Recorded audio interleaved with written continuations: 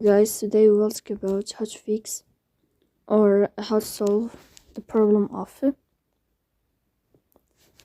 not working on the application of CapCut. We go to settings.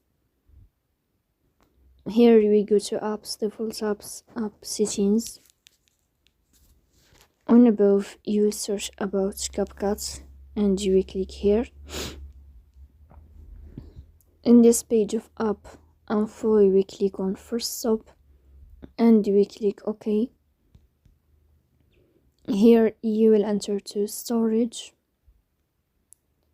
and then we click on clear cache.